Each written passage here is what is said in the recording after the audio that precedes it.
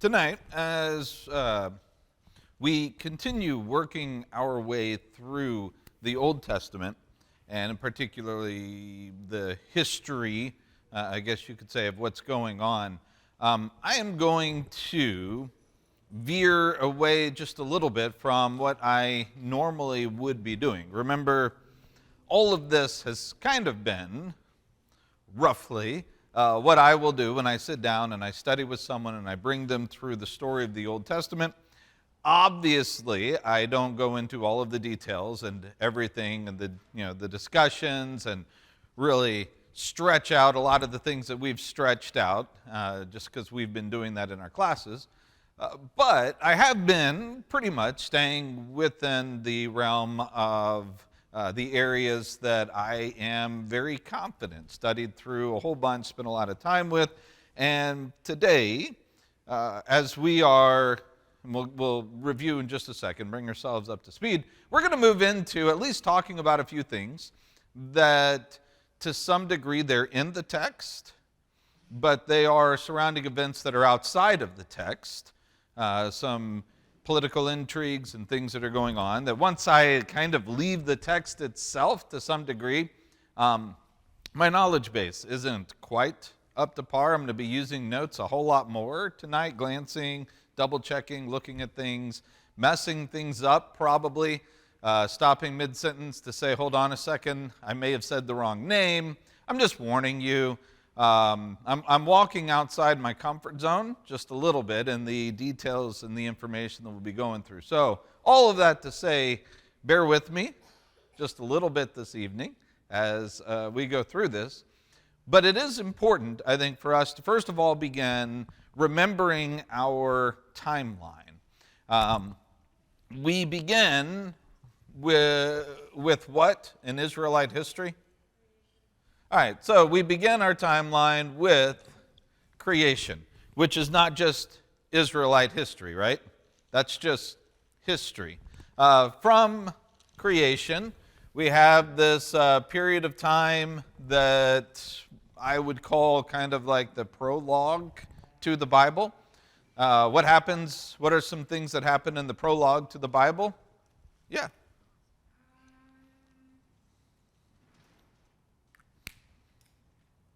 Anybody? What was that? Okay, the fall. Right there after creation, you have the fall, which is one of our 5 key passages. What chapter does that fall in? All right, Genesis 3. Very good. Then from that, in the same narrative, the Cain-Abel narrative. Then Annalee, what did you say? The flood, that's right, the flood account falls within this prologue. And really one more major story in the first 11 chapters. All right, the Tower of Babel. And those are kind of the main things that fall within what I would call the prologue to the Bible, Genesis 1 through 11. Once you get past that, you get to what individual? All right, Abraham is introduced in what chapter? All right, Genesis chapter 12. And what does God do in Genesis chapter 12?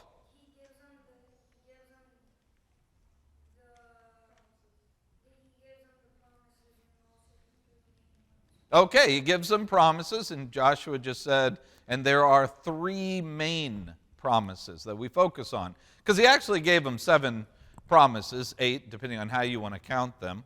I like to count them as 7. Sounds a lot better, right? But there are 3 that we focused on. What are those 3? All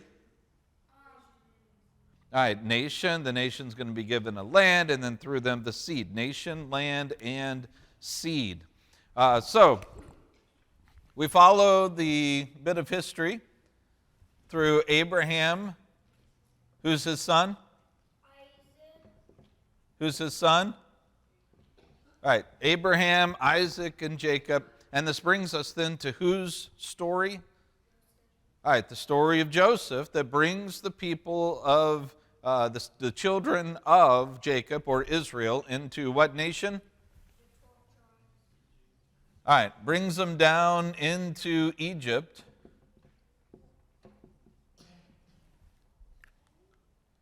You know what? I'm going to redo this. Lower.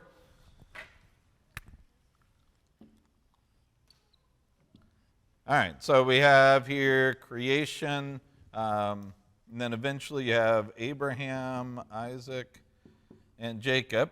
Here, they come into Egypt, and usually when I'm drawing the timelines, what is a little dip? What does that demonstrate?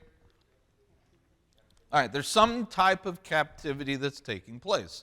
When do they, or who brings them out of their captivity? All right, so this is the time now of Moses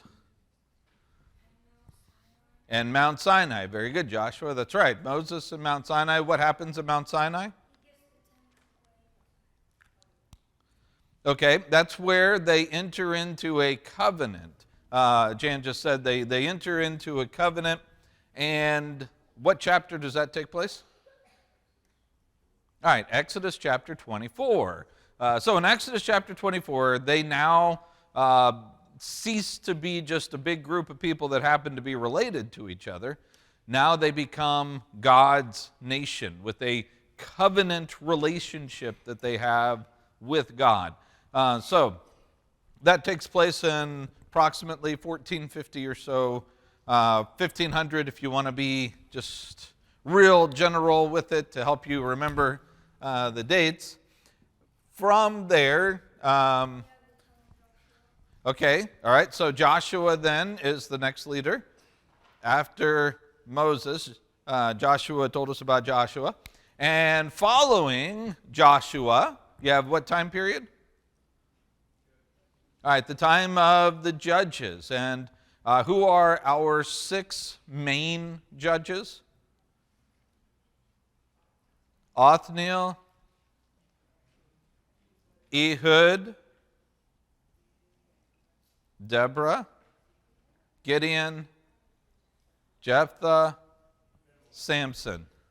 Yeah. Trying Abimelech again. Yes. No. Abimelech, not a judge. Yes. So you have the time period of the judges. What is the main message of the judges? Failure. Very good.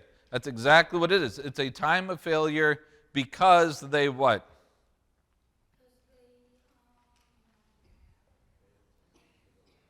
Well, they failed to conquer the land. Think about the ending of Judges. When you get to the end, it kind of tells you the whole point of all of this is to show what? Okay, Lorraine just said there is no king. They have no king. There's no true guidance. There's no leadership over them. In those days, there was no king over Israel. Therefore, because there is no king, every man does what is right, or did what was right in his own eyes. This leads then from the time, we've got Joshua, the conquering of the land, to the time of the judges. And then you have the time of, we go from a time where there was no king into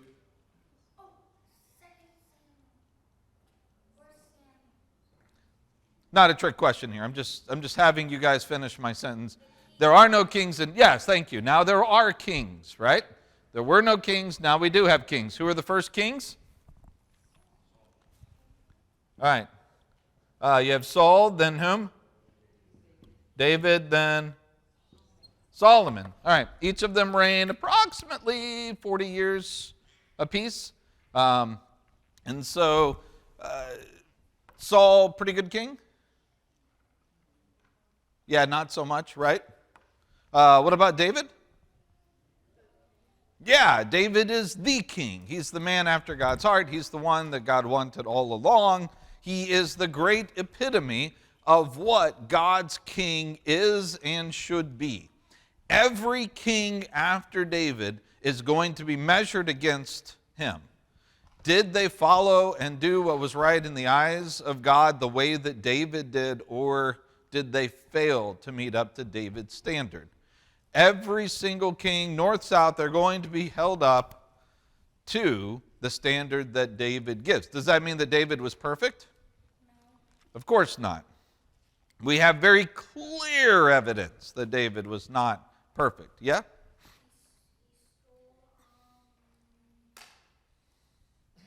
Well, all we have to do is remember what story?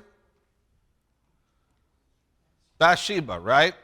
And once we think David and Bathsheba, immediately we're like, okay, well, obviously he wasn't perfect. At the same time, though, does that one narrative destroy who and what he is as a king?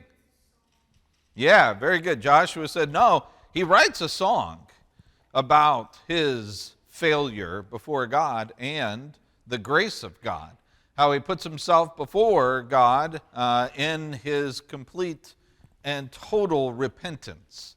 A broken and a contrite heart, O God, you will not despise. So, you have Saul, David. What about Solomon? Great king?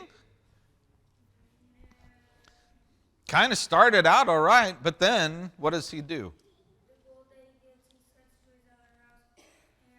Okay, the gold that he gets, he keeps it for himself. What else does he multiply?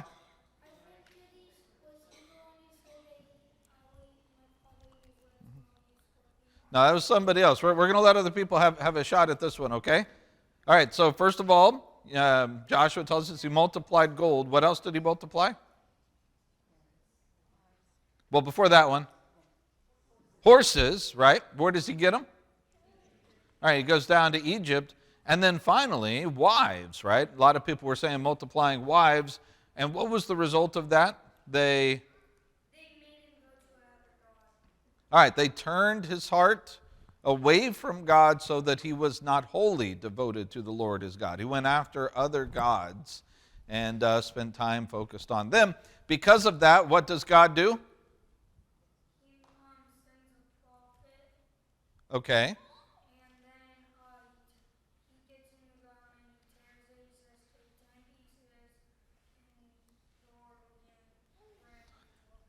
All right, very good, Josh. The Lord then sent a prophet with a garment to rip into 12 pieces and gave 10 of those pieces to whom?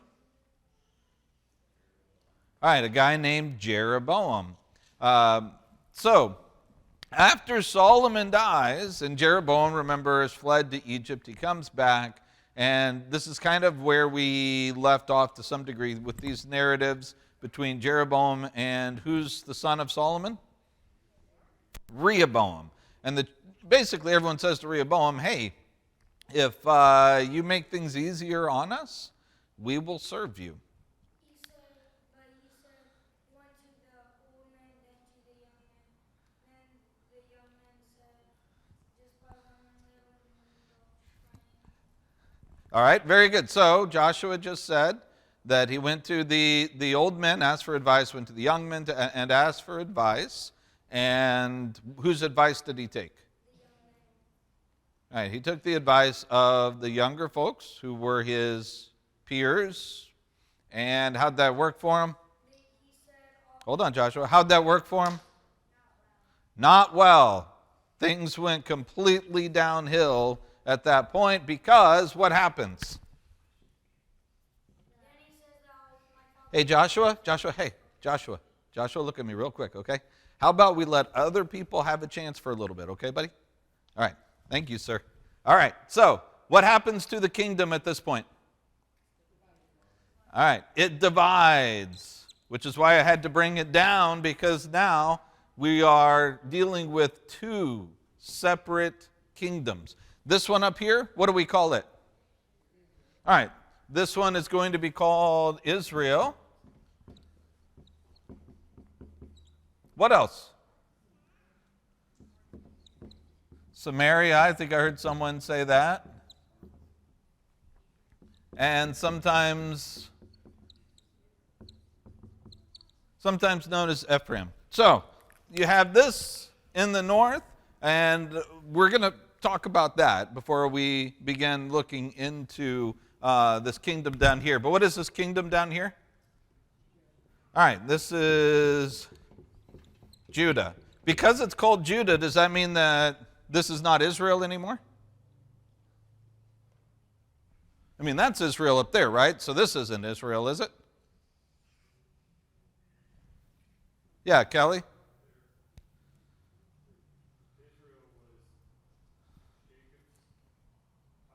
Mm-hmm. and all of his children were Israel. Yeah.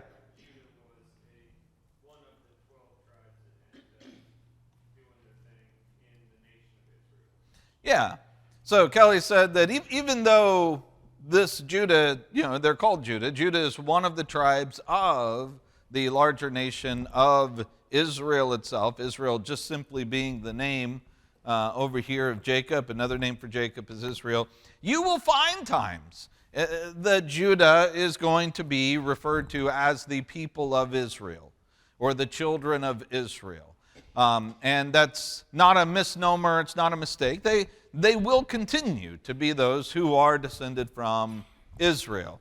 But predominantly speaking, they're going to be Judah. All right, so let's follow the history up through here. Who was their first king in the north? Jeroboam, right? Yeah, the very first king in the north, Jeroboam. And what was promised to him? What's that? Okay. Yeah, but what was the last thing you said there, Jen? Okay. All right, Aaron said, yeah.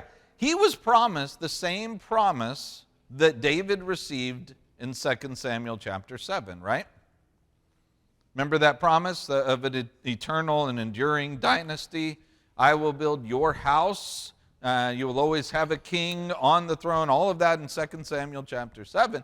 The exact same thing is promised to Jeroboam with one very, very, very small but huge difference. What was that? Ryan? The word if. It was conditional. 2 Samuel chapter 7, there was no conditions. David had already proven himself. There weren't any conditions that were stipulated as far as David was concerned. This one, though, was given before his reign even began. And he said, if you act like whom? David. Remember, David is the standard. If you act like David, things are going to go really well with you. And Jeroboam took that to heart, right? What was his very first act as king?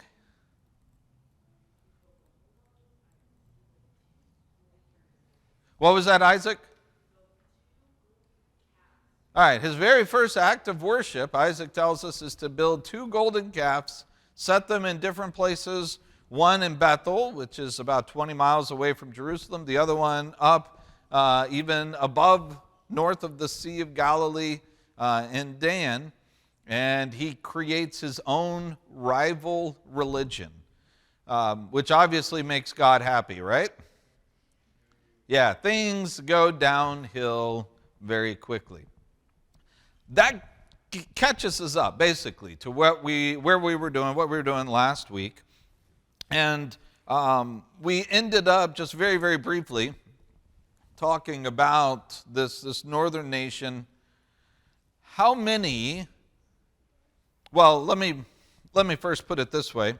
If you were to go to the king's accounts, and I'm just going to just come over here, random.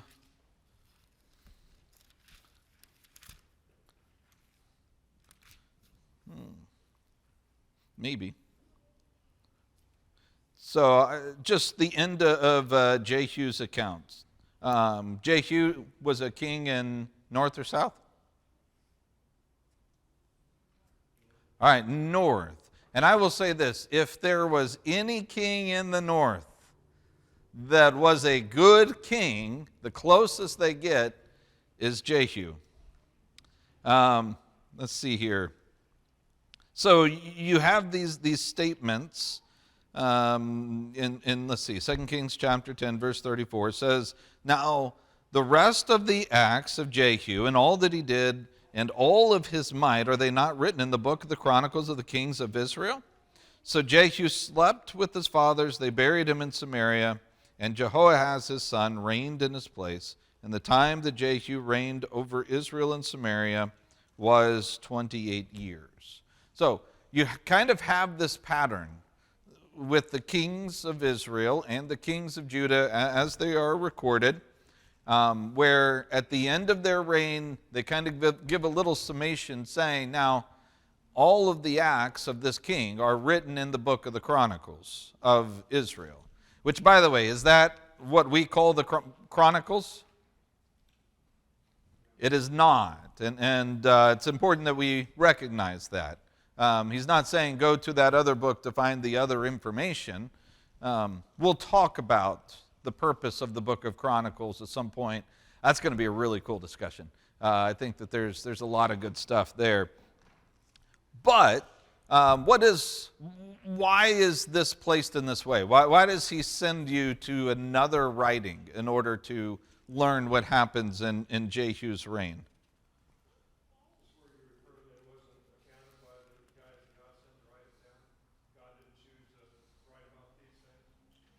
Yeah, there were certain things that God did not feel was important, right? Like what? Building projects, how strong an army was, great military victory, how powerful the wealth, things like everything that historians would say, oh, this is what really matters. This is what's really important. For God, it's like, they wrote it down. Go look at the history books. Those types of things. That's not what I'm interested in. What he's interested in is, well, let me just throw that out. What is God interested in? Okay, their hearts. Yeah, it's a good way to put it, Olivia. He's interested in knowing what kind of a king this person was and how did they serve. What did they do? Let me just kind of back up just a little bit there in chapter 10 with Jehu. It says in verse 28, thus Jehu wiped out Baal from Israel, but Jehu did not turn aside from the sins of Jeroboam the son of Nebat, which he made Israel to sin. That is the golden calves that were in Bethel and Dan. And the Lord said to Jehu, because you've done well in carrying out what is right in my eyes and have done to the house of Ahab, according to all that was in my heart, your sons to the fourth generation shall sit on the throne of Israel. But Jehu was not careful to walk in the law of the Lord, the God of Israel, with all his heart. He did not turn from the sins of Jeroboam, which he made Israel to sin. So Jehu is an interesting case, and I kind of gave this away already, but in the kings of the north, are you going to find any king that says he did all that was right and walked in the ways of his father David? No. It's just not going to happen. Like I said, I think Jehu might just be the closest you're going to get to it.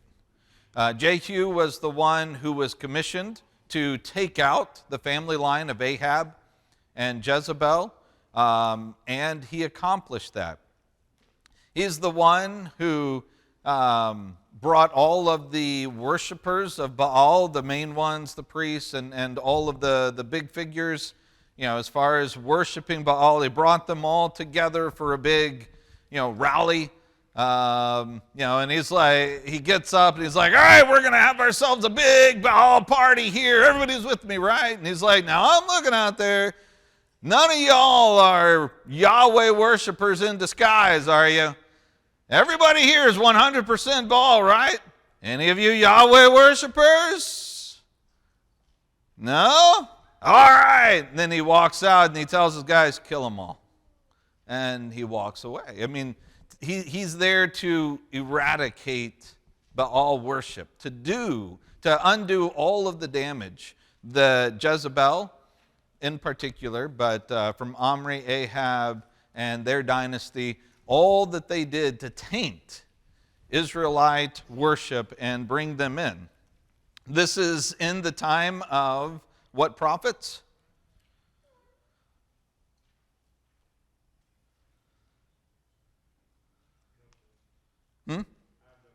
No clue? All right. Who was it? Yeah, this is the time of Elijah and Elisha. Remember the prophets of Baal on Mount Carmel with Ahab there in the presence of all of this? And then afterwards, who was it that wanted to hunt him down to kill him? Jezebel, right? So this is in that time, Elijah and Elisha and all of their narratives. This is one of the times in Kings where the narrative really slows way down. Like oftentimes it kind of picks up a bit. But when you get to the Elijah and Elisha period of time, you get a whole lot of stories. It's really trying to emphasize this as a spiritual watershed moment in their history. They had the chance right here, and they blew it. And so really was Ahab, he gets all kinds of attention in the king's accounts. Was he really a very prominent, important king as far as historians are concerned? No. His father was, Omri. Omri was a real important king, very powerful, created, expanded their dynasty, all of that. You don't get too much attention on Omri in the text, but Ahab gets a lot of attention because he's the one that really brought the spiritual decline upon Israel. And then Jehu is the one who brings them out of it. But what was Jehu's problem? He eradicated Baal worship. He did everything that he was told to do by Elijah and Elisha, right? So, yeah, his problem, and it's the same problem pretty much for every king in the northern nation of Israel, they did not go to Bethel and Dan and tear down the high places and say, we are worshiping Yahweh as Yahweh has commanded us to do so. They still practiced this false religion that Jeroboam, the son of Nebat, had set up. So, what I'm wanting to do is fast forward in time and make our way over to, well, it's going to be 2 Kings around chapters 15, 16 or so.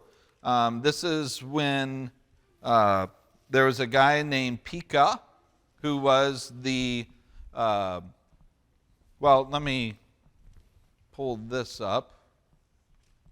All right, this is when the guy named Pekah was the king in Israel. And does this have a pointer? Is that what this is? Yeah, you can't really see it. Well, maybe you can. So, over down here in Israel, King Pekah is the king there. Down in Judah, the king's name is Ahaz. And it's during this time that you have what is called the Syro-Ephraimite War, which is it's a big misnomer. That name is a really weird name because it sounds like who's fighting each other?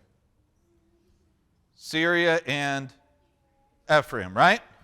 The Syro-Ephraimite War, you have Syria and here Israel or Ephraim. That's not actually the case. The Syro-Ephraimite War, you have these two nations, Syria and Israel, and by this point in time, I don't know why on this map that I found, they had the king over here is Sennacherib. That's not accurate. This was during the time of Tiglath-Pileser III. And even then, I'm pretty sure we're going to see this in a bit. The capital's not in Nineveh at this point either. But just take it for what it is. I'm just wanting to make sure that we have the visual of Assyria, Syria, and Israel. Assyria is kind of the powerhouse at this point. They are building, they're expanding. Under Tiglath-Pileser around 745 BC, I think, they're becoming a lot more of a threat. And the threat is extending on down into Syria and then ultimately into Israel. They decide that they do not want to pay any tribute to Assyria. They want to band together and keep this threat at bay and make sure there are no problems. But they will also want more help because they're not strong enough on their own. So who else do they want to join them?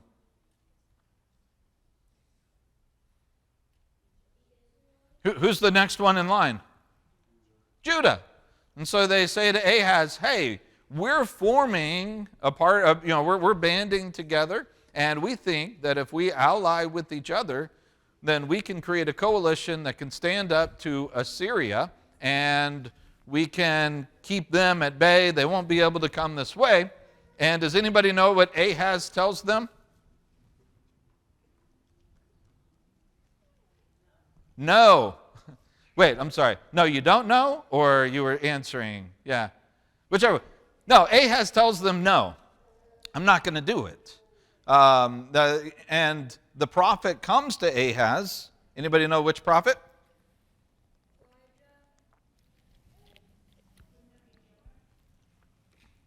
Well, this is one of the writing prophets.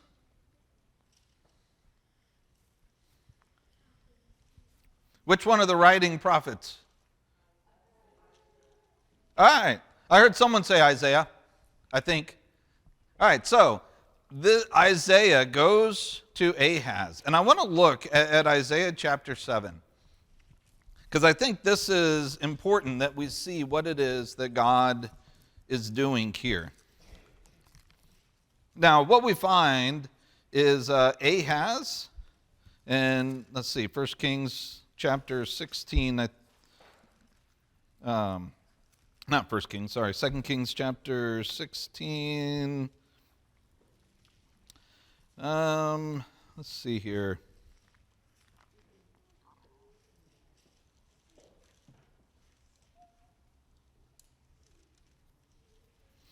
Yeah, Ahaz was not a great king. A lot of problems that take place during his day.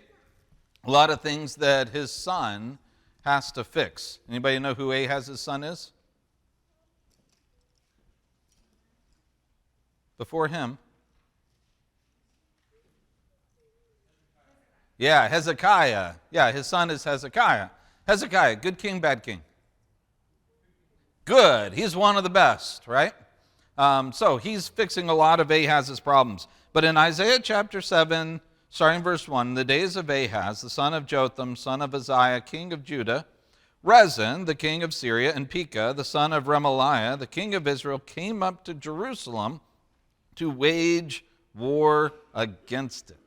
But they could not mount an attack against it.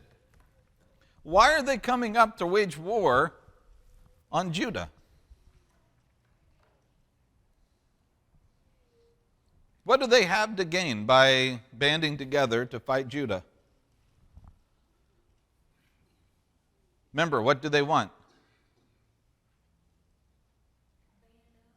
Yeah, they want Judah to join them, to band with them into a coalition to fight Assyria. Ahaz says no. So Israel and Syria join together and they launch an attack against Judah. Why? What? Or Aaron said, if you can't beat them, join them. If they won't join you, beat them. And then what? Yeah, you kill their king, and then what do?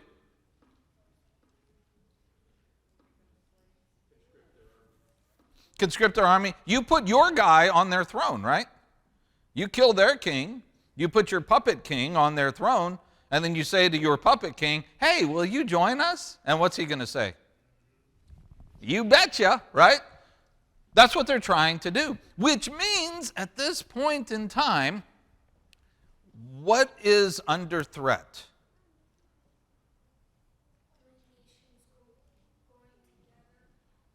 Okay, but there's something else, though, that is threatened by this. What happens if they come in and they take out the line of kings and put in their own? All right, Sean said that cuts off the line of David. This is a direct threat against the promise of 2 Samuel chapter 7. And this is a direct threat of the line that really goes all the way back to Genesis chapter 3, right? So that's what's really at stake. Now, as we read this knowing, is God going to let his line dissolve like that? No, he's not. But it's what, as we're reading, we're looking at this and saying, okay, this is what's under discussion. The line of David is at stake. They want to come in and set up their own king. And so verse 3, the Lord said to Isaiah, go to meet Ahaz, you and Shear-Jashub, your son, at the end of the conduit of the upper pool on the highway of the washer's field, and say to him, be careful, be quiet, do not fear, do not let your heart be faint because of these two smoldering stumps of firebrands, because of their fierce anger of Rezin of Syria, the son of Remaliah. Because Syria with Ephraim, the son of Remaliah, has devised evil against you, saying, let us go up against Judah and terrify it and conquer it for ourselves and set up the son of Tabeel as king in the midst of it. For thus says the Lord, it will not stand. It will not come to pass. For the head of Syria is Damascus. The head of Damascus is Rezin, and within 65 years, Ephraim will be shattered from being a people. The head of Ephraim is Samaria, and the head of Samaria is the son of Remaliah. If you are not firm in faith, you will not be firm at all. And again the Lord spoke to Ahaz, saying, ask for a sign of the Lord your God, and let it be deep as Sheol or high as heaven. But Ahaz said, I will not ask. I will not put the Lord to the test. Now, that sounds good, doesn't it? Isn't that a positive thing? I will not put the Lord to the test. Except verse 13. He said, hear then, O house of David, is it too little for you to weary men that you also weary my God? He's like, are you serious? Come on. Everybody knows you're not this pious. All right? You don't have that kind of relationship with God. He says, therefore the Lord will give you a sign. Behold, the virgin will conceive and bear a son. You shall call his name Emmanuel. He shall eat curds and honey when he knows how to refuse the evil and choose the good. For before the boy knows how to refuse evil and choose the good, the land whose two kings you dread will be deserted. The Lord will bring upon you and upon your people and upon your father's house such days as has not come since the day that Ephraim departed from Judah, the king of Assyria. All right. Did anybody recognize any language from there? Anything stand out? Quotations? Here's the sign that shall be given. The virgin will have a son, and you shall call his name Emmanuel, right? What is that a sign of?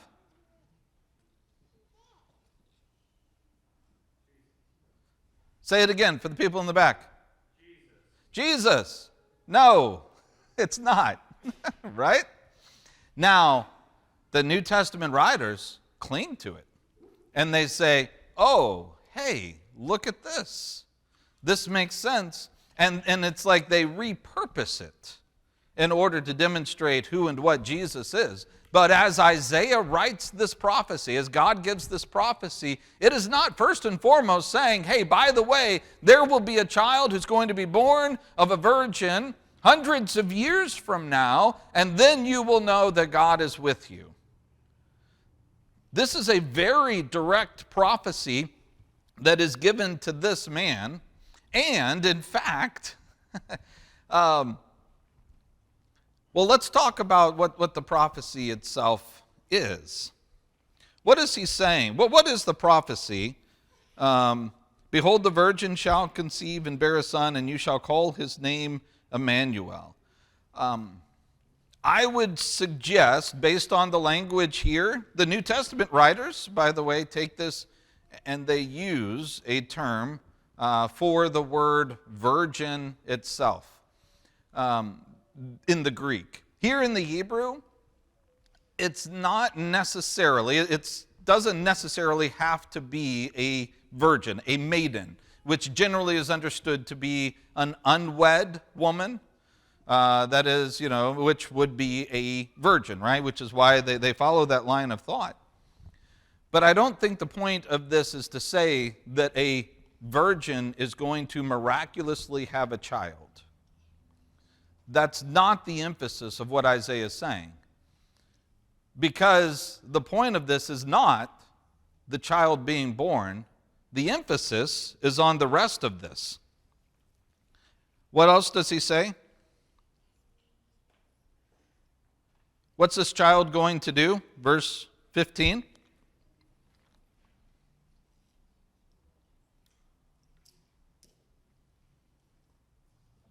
Did someone say it and I just didn't hear it? What's this child going to do? All right.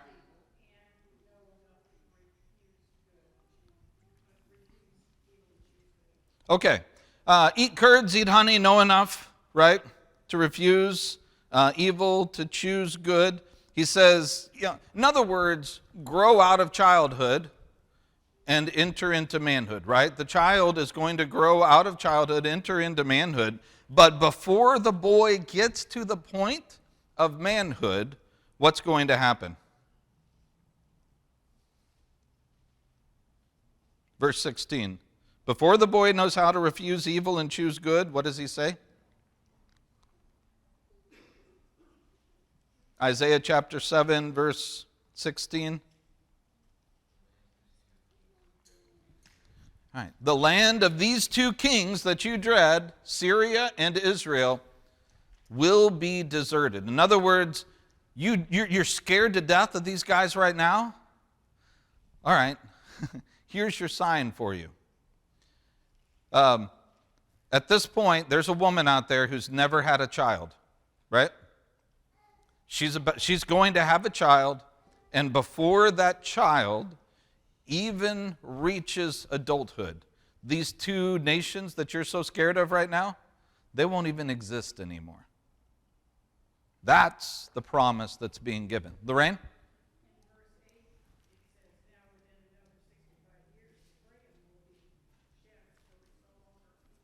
Okay. Look. So Lorraine said, and within 65 years, Ephraim will be shattered from being a people up there in verse 8. And so you have that time frame that's given. Yeah, it seems like he narrows the time frame even more right here. Because he talks about, he says, before this child, which, by the way, if it's less than 65 years from now, will it also be the case? I mean, yeah, sure. But this all of this to say, this is not Isaiah talking about a woman miraculously having a child. Can you see that? This is saying that right now there's a woman who's never had a child. She is going to very soon produce a child. And then, she'll, well, anyway, there's some thoughts that maybe this might have even been Isaiah's child or other stuff, with his own he's going to marry and everything else. But that's not the emphasis of this. The emphasis is that she's going, before her child even reaches the point of manhood, they're not going to be there anymore. Now, the date that I have found for this time frame is around, 735.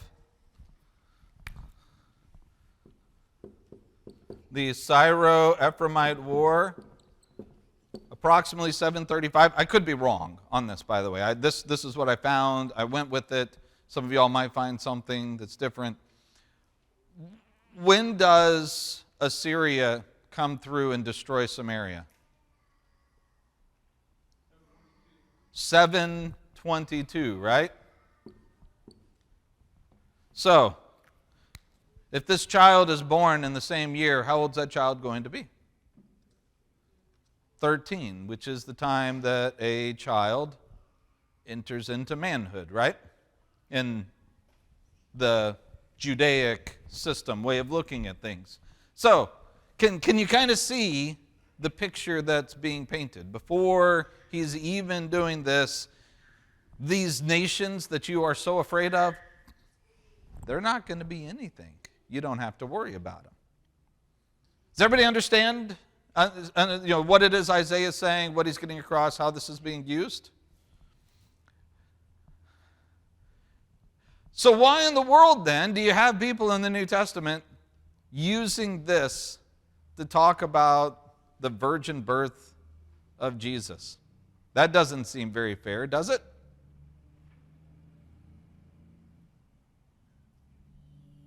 I'm going to let other folks on this one. I know you are fantastic at answering a bunch of questions, but this one might be beyond your ken, at least for now. Yeah, Dave? Some might say dual fulfillment, Okay. that it had a immediate application, but it was also looking forward. At least that's a way to understand what the New Testament writers are doing with it. Yeah. Keep in mind, haven't we had these conversations before? Talked about things, one of the biggest ones, out of Egypt, I called my son, right? Didn't we? I think we talked about, did we talk about this one last week? I think. It was in the last 2 weeks, anyway, where you had kind of a fulfillment of that with Jeroboam, who came up out of Egypt in order to take the kingship. And when Hosea says this, in Hosea, I think, chapter 11, and he says, out of Egypt I called my son, is Hosea looking forward to the time of Jesus? No. No, he is looking backwards in the time of the Exodus. And he's saying, God was saying, when Israel was a youth in Egypt, out of Egypt I called my son. And then you go and you look in the New Testament in Matthew chapter 3, and they say this was to fulfill what was spoken by the prophet, out of Egypt shall I call my son. And you look and you go, well, that's not fair with the text. That's not what Hosea said. That's not what Isaiah said. That's not what these people said. And I think the New Testament writers would say, well, duh. Yeah, of course. They meant what they meant in their day and their time with the limited information that they had. They could only work with the information that they had. They had no idea what was going to happen later, but here's the thing. Every time that we're given new revelation of any kind, we have to run the old revelation through that new filter. And so when Jesus comes onto the scene, they put another overlay, the Jesus overlay, over the Old Testament. And these places, like Isaiah chapter 7 or Hosea chapter 11, or these other places where you have these statements that just jump out of the page at you and say, hold on, wait a second. Did he say that a virgin was going to give birth to a son and they would call his name God is with us? That's Jesus, isn't it? And yeah, maybe that's not what Isaiah had in mind when he wrote this, but do you think maybe the Holy Spirit might have known a little bit of what was going to happen? And as he writes this, we come to it later, and these New Testament writers, Matthew looks at it and he says, how can you miss this?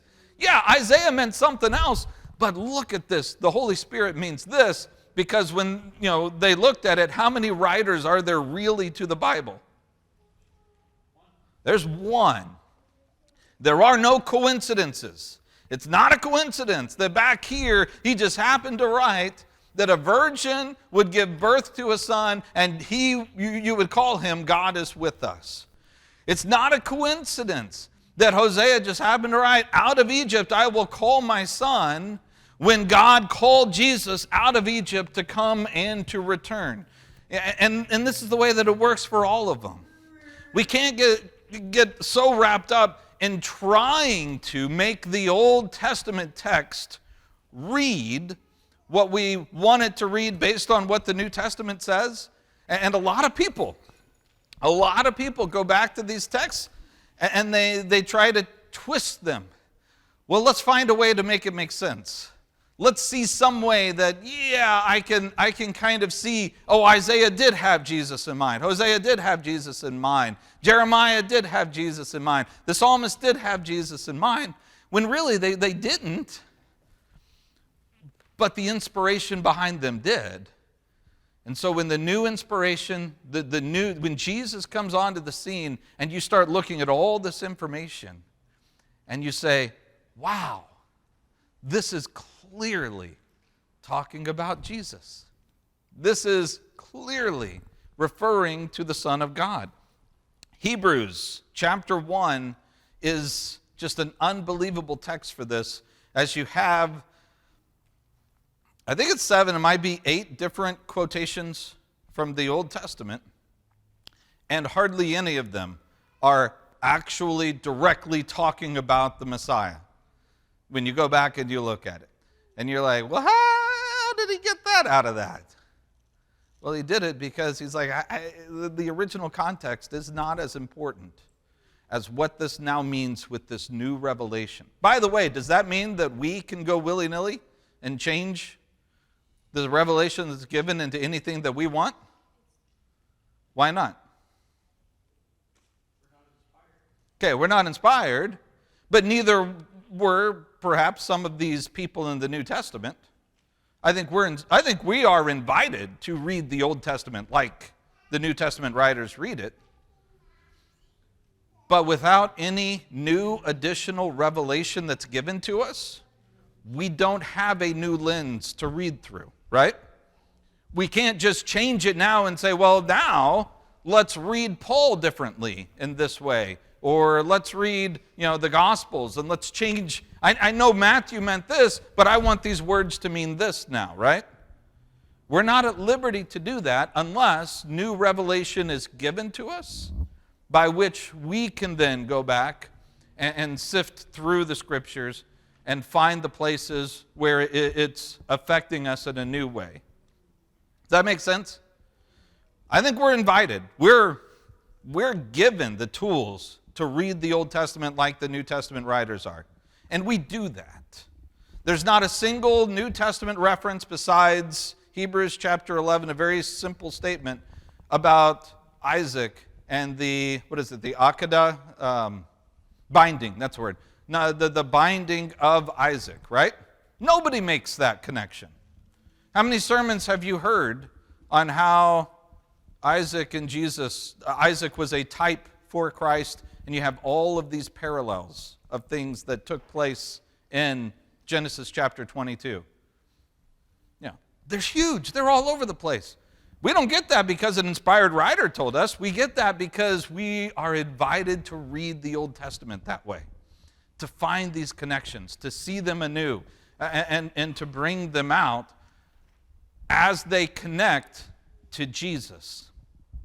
We're not invited to change things as they connect to us in our day and in our time. That's the big difference, right? Until we get new revelation. All right, everybody see kind of what I'm getting at? And it's okay, by the way. A lot of people have made a big deal about reading Isaiah chapter 7 as not a message about a child being born of a virgin, that's not his point, and they would get up in arms and say, that has to be his point because that's what the New Testament writers say. Well, I would say, no, that doesn't have to be Isaiah's point. But Matthew is perfectly within his rights to use it this way and help us to reimagine these words in this way. Does that make sense? All right. Questions or comments? Besides you. All I want to say is, at the men's retreat, we did not talk about... That's correct.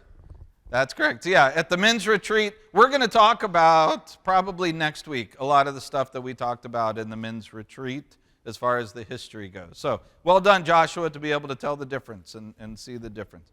All right, very good. We'll go ahead and close up the class then at this point, and I will turn it over to Richard. So, thanks a lot, guys.